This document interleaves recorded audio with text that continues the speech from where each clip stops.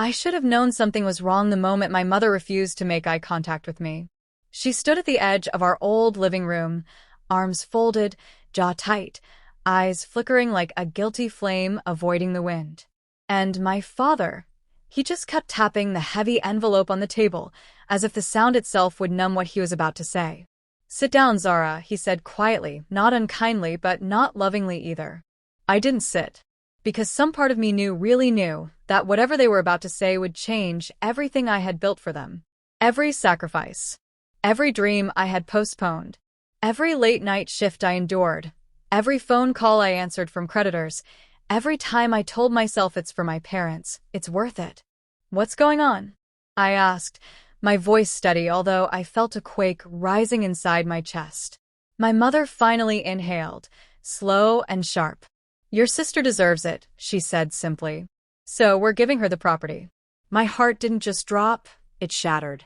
A strange ringing filled my ears. For a moment, the whole world softened into blurry edges. "The what?" "The house," my father said. "The land. Everything we own here. It will all go to Aisha."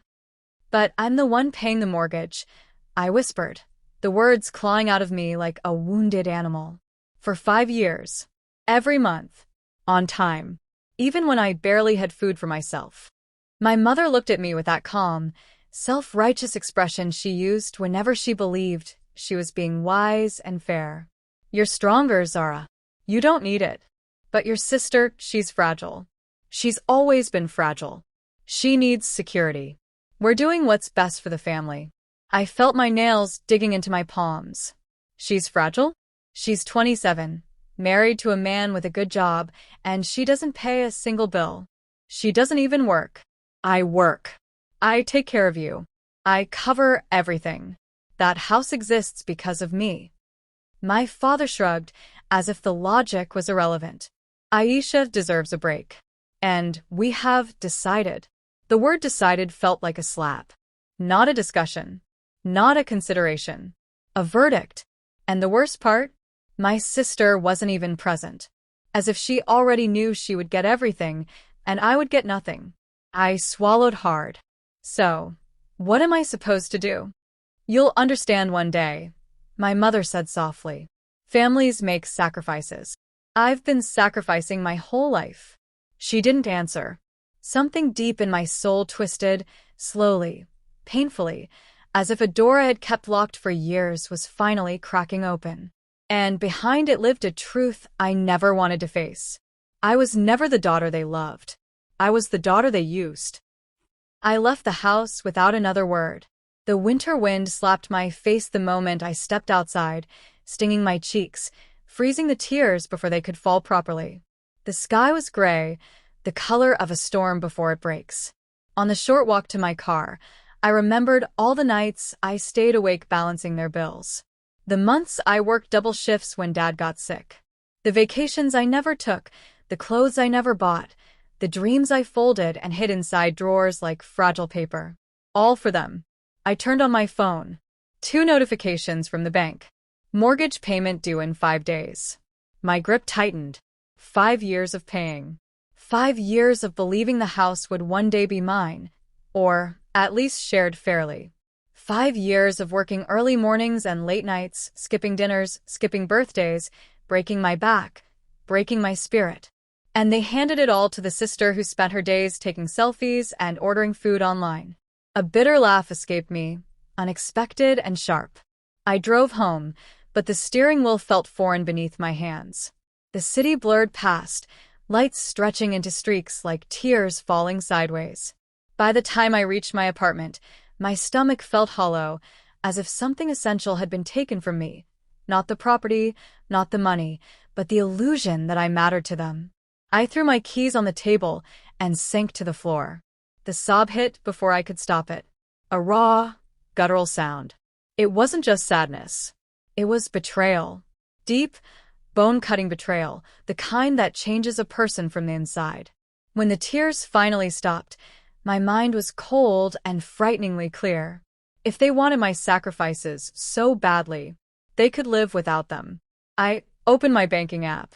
The mortgage account lit up on the screen, like a wound glowing in the dark. My finger hovered for a moment. Just one moment. Then I clicked Stop Automatic Payments. And for the first time in years, I exhaled fully. A strange sense of freedom, dark, powerful, electric, moved through me. Let them learn what sacrifice feels like. Let them face the bank.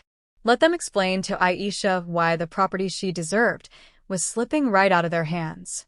I wasn't going to save them anymore. Not from debt. Not from consequences. Not from themselves. Not anymore. That night, I couldn't sleep. My mind was a restless storm, flashes of old memories, old wounds, old conversations. You're the older one, Zara. Set an example. Your sister can't handle stress. Just help out for a little while. We'll make it up to you someday. Lies. All lies. At 3 a.m., I walked to the bathroom and stared at my reflection. My eyes were swollen, my hair a mess, my shoulders heavy. But underneath all that, I saw someone I hadn't seen in years. Someone with fire in her eyes. Someone who was done being the family's silent backbone. Someone who was ready, finally, to choose herself. And it scared me, because once a woman stops breaking for others, she becomes dangerous. The next morning, my phone rang, a number I recognized instantly. Mom. I didn't answer. 10 seconds later, a message appeared. We need to talk. Another from Dad. Call back. Then one from Aisha, short and predictable. What did you do? I stared at their messages, at the sudden panic in their words, at the realization that, for the first time, they needed me.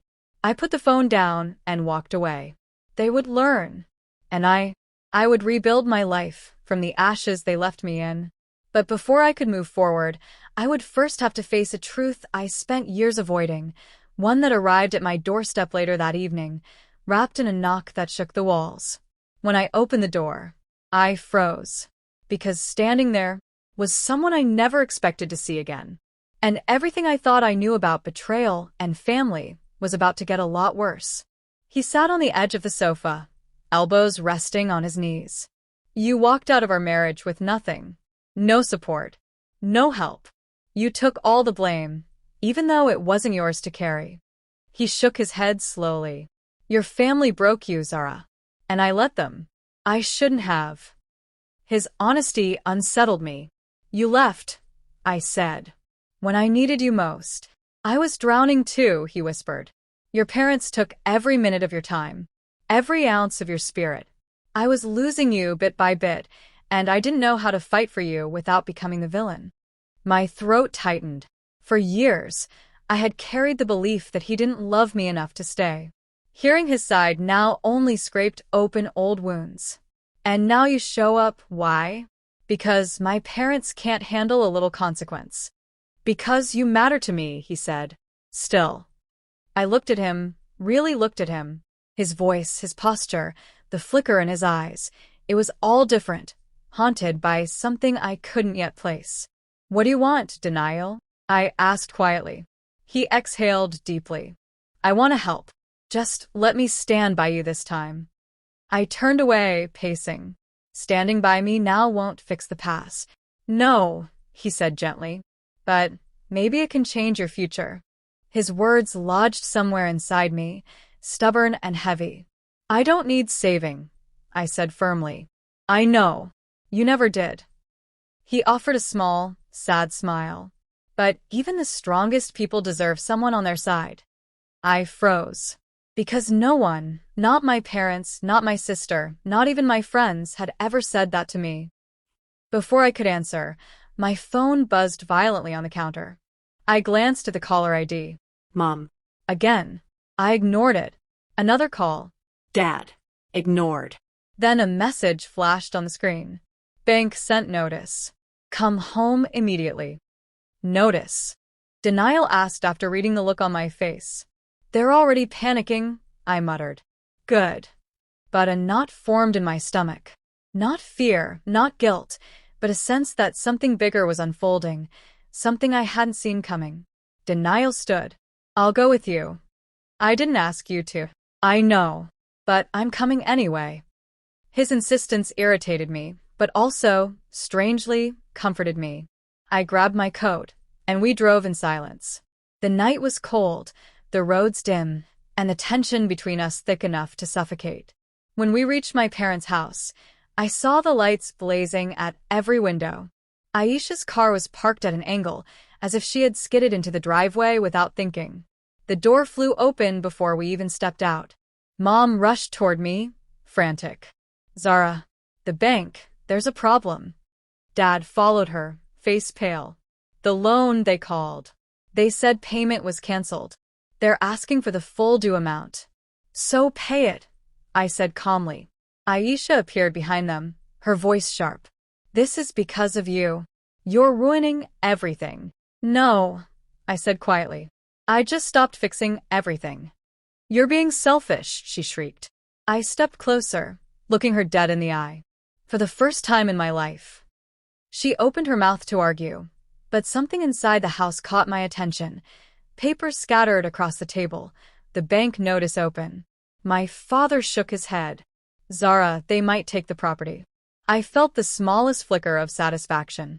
But something else was happening too. My mother kept glancing away nervously, her hands trembling. What aren't you telling me? I asked. Silence. Aisha looked at our parents, irritated. Just tell her. Tell me what? My heartbeat quickened. Denial moved a step closer, sensing the shift. My father swallowed hard. Zara, there's more. My mother closed her eyes. And in that moment, I knew the betrayal ran deeper than the property. Something happened 6 months ago, Dad said. Something about the mortgage and your name and the loan. I stared at them, throat tightening. What did you do? Aisha rolled her eyes. It's not a big deal. Shut up, Aisha. Denial snapped, surprising everyone. My mother took a shaky breath. Zara, your name isn't on the mortgage anymore. The world spun. What? Dad stepped back as if afraid I'd hit him. We removed you. We transferred everything to Aisha's name. My stomach twisted violently. Without telling me. Without asking. Without my signature. How? I whispered. That's illegal. You can't remove me. Aisha smirked slightly. Actually, we can. Mom had power of attorney. My vision blurred. My breath hitched. My heart slammed against my ribs. They hadn't just taken the property. They had taken my identity from it. My rights. For a moment, I couldn't breathe. The hallway lights flickered behind me, and the cold breeze from the open door brushed against my skin, raising goosebumps. Standing there, on my doorstep, after 5 long, silent years, was Denial. My ex-husband. The man I had once believed would be the only person in my life who would never abandon me. The man who ultimately walked away when my family drained my time, my money, my strength, leaving nothing for my marriage. He looked different. Lean, sharper around the eyes, as if life had carved new lines into him. Yet the familiar softness in his expression, reserved only for me, hit me like a punch to the chest. Zara, he whispered, I heard about your parents. Of course he had.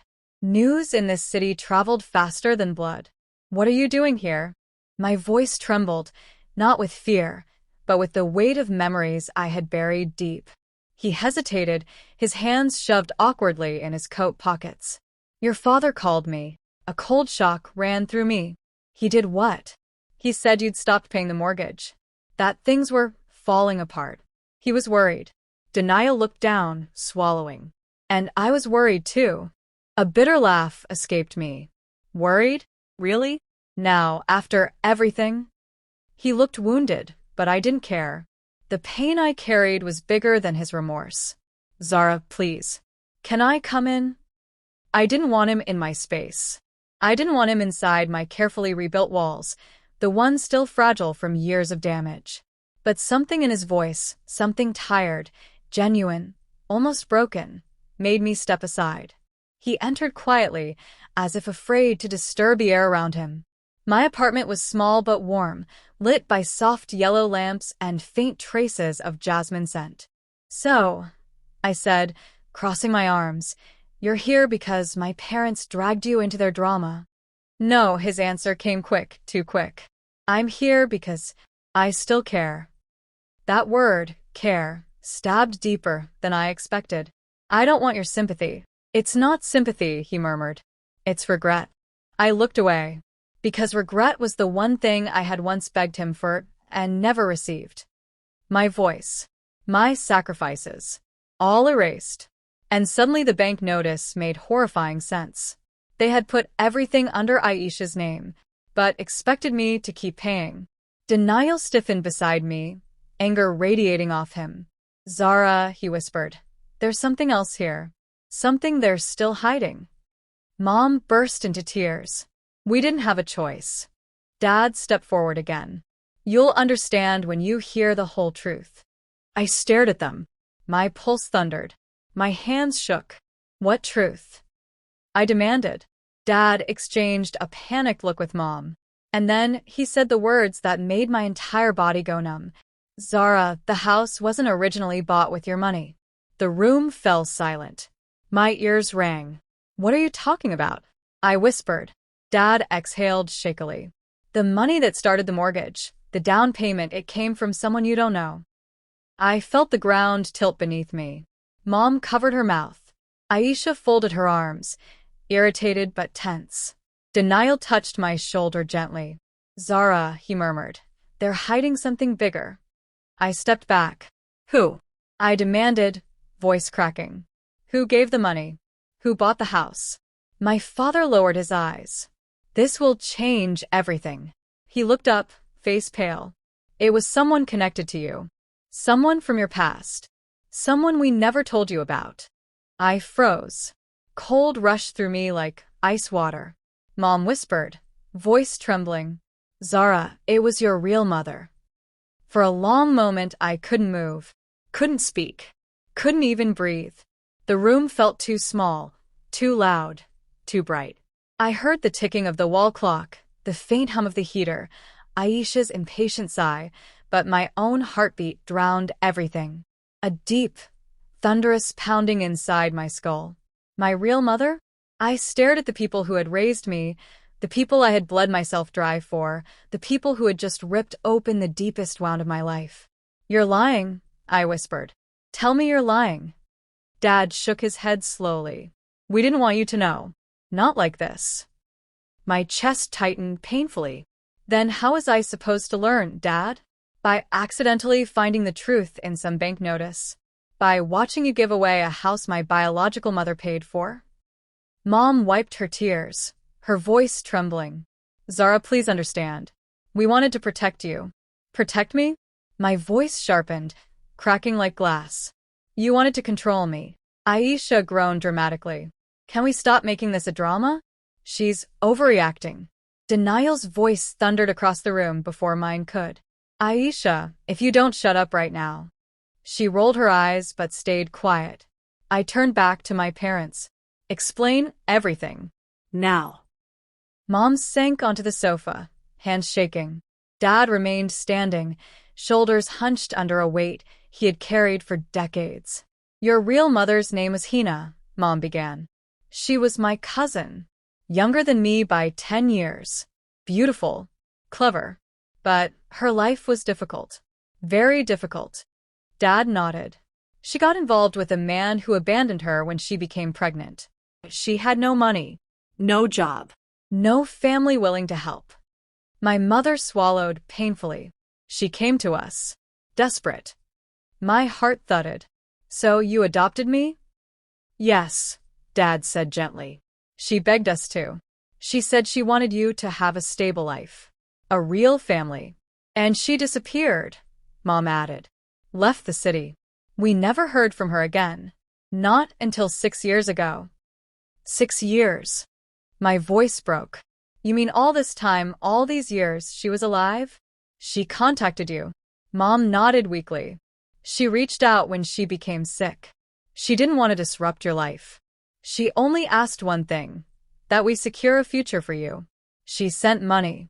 Enough for the down payment on the house. My vision blurred. I blinked hard. So all my sacrifices, I whispered. All the money I paid, I was completing something my real mother started. Dad nodded. It was her last gift to you.